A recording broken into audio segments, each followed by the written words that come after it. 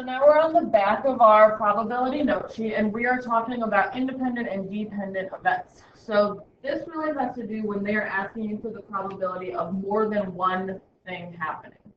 So at that first star there, you see our capital P in the parentheses, just like we saw in the front. But what's different is that they have two different events listed. So they have the first event, whatever they're asking for first, whether that's flipping a coin or rolling a die or spinning a spinner. And then they have the second event after that comma. So when we try to figure out our probability, we're going to find both of those separate probabilities and then multiply them together. So on the top of our first fraction, remember we always talk about want over total. So this will be what we want from the first event over the total for the first event. And then that second fraction is all talking about that second event. So what we want from the second event over the total of the second event. The dot in between means to multiply. When you're multiplying fractions, you multiply across, not diagonal. So let's first start talking about independent events, and then we'll see some examples. So remember, if somebody is independent, that means that they can do things all on their own. So when we talk about probability, the first event does not change the results of the other event.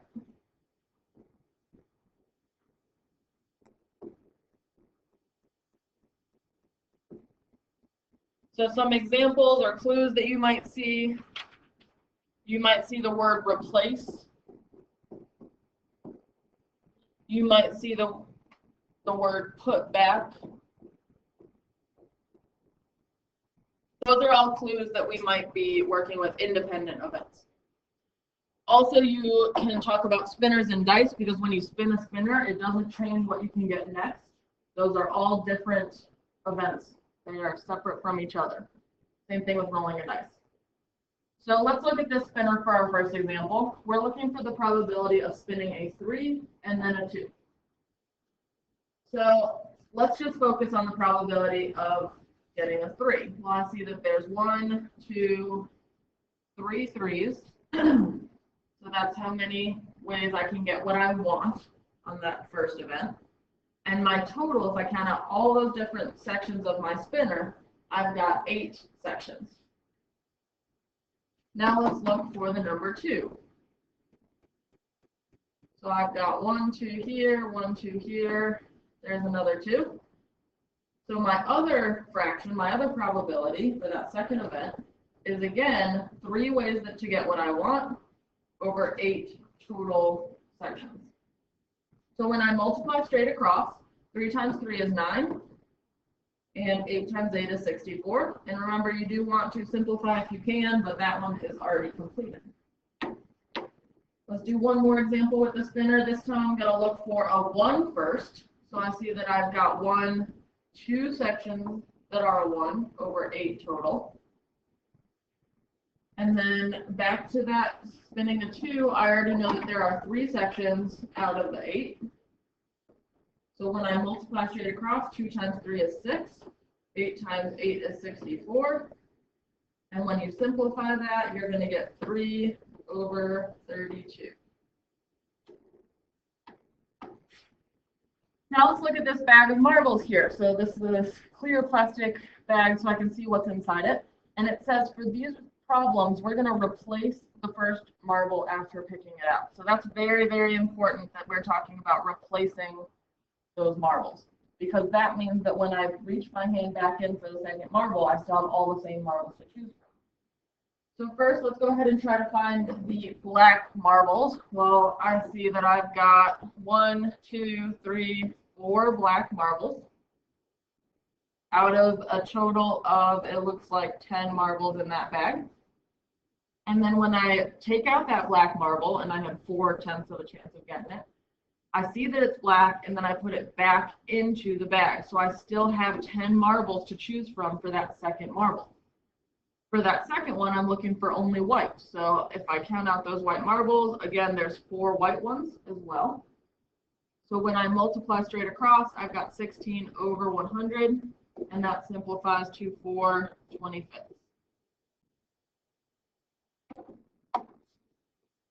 Now let's take a look at getting a white marble and then a striped marble. So we already know that there's 4 out of the 10 are white marbles.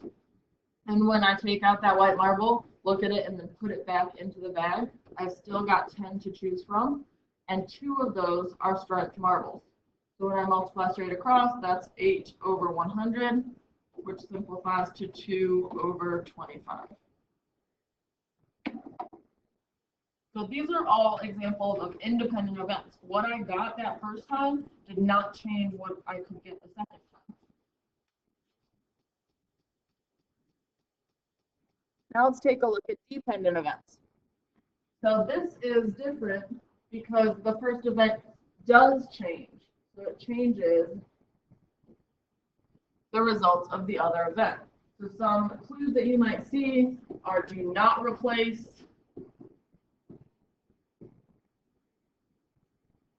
keep out, and without replacement, we can even put that in there as well.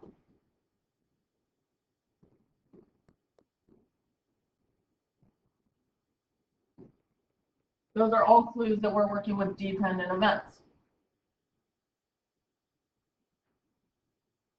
So we are not going to have spinner and dice, so go ahead and cross that out on your note sheet. Some examples that you might have could be, a lot of times we talk about cards that we have to be extra careful with, and marbles. These aren't always the case. We just had some marble examples, but they're ones where we have to really make sure that we are careful. We know if it's getting replaced or not, because that's going to change our answers. All right, let's look at these 2 examples. This one we've got a deck or a couple cards in our hand. Some things that you need to know about cards just before we get going. You are looking at a black and white version of this picture, so make sure that you know that when we have hearts and diamonds, those are both red cards. And when you have clubs and spades, just do your best to draw this. Those are black cards. So just keep that in mind. A lot of times they like to talk about the colors and the names of those suits. So you'll notice that here it talks about without replacement here. That's important. So our first event, the probability of getting a red card, we haven't done anything yet. So this first one, I'm just going to find that regular old probability. So I'm looking for my red cards. That one's red, and this last one is red. So there are 3 cards out of those 5 that are red cards. But then if I take out one of those red cards, say it's this queen, I'm just going to pretend like that one is the one I picked. Now I don't have 5 cards anymore. I only have 4 cards to choose from. So it changes the denominator of that second fraction. So when I go back in and I'm looking for a black card, there's still 2 cards here that are black, but there's only 4 total. So you see that I have 2 fourths instead of 5 at the bottom. So when I multiply straight across, this is back to the regular straight across. 3 times 2 is 6. 5 times 4 is 20. When we simplify that, that's going to give us 3/10. Let's try another one about those decks of cards, and I'm going to erase this crossing out the queen because we got a new problem.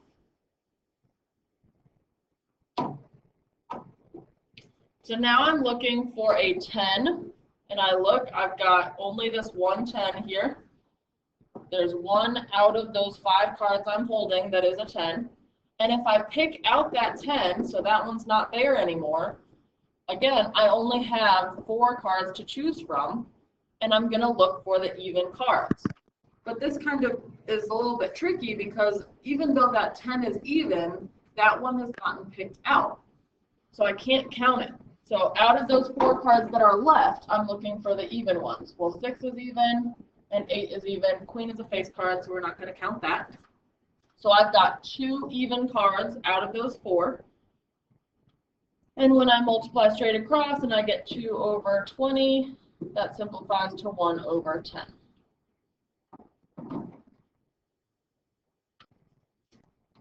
All right, let's look at the bag of marbles again. This is the same picture, but these two little words change our entire answer here without replacement. That's very important.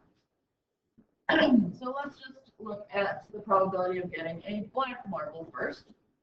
Just like in our last example, there are 4 black marbles out of 10 total.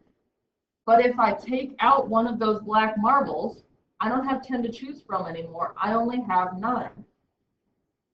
And if I'm looking for the white marbles, I count that there are 4 white marbles left. When I multiply straight across, I've got 16 over 90. And I can simplify that to 8 over 45. Last example here, now I'm looking for a white marble first. Again, same as the last example, it starts out exactly the same. There's 4 white out of 10 total. And if I take out one of those white marbles, I don't have 10 anymore, I only have 9. And there's 2 that are striped, which is what I wanted for that second event.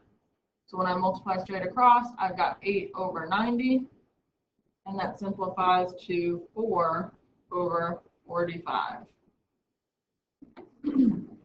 So the biggest thing you have to watch out for is whether or not you are replacing that card or the marble or whatever you picked out of the bag.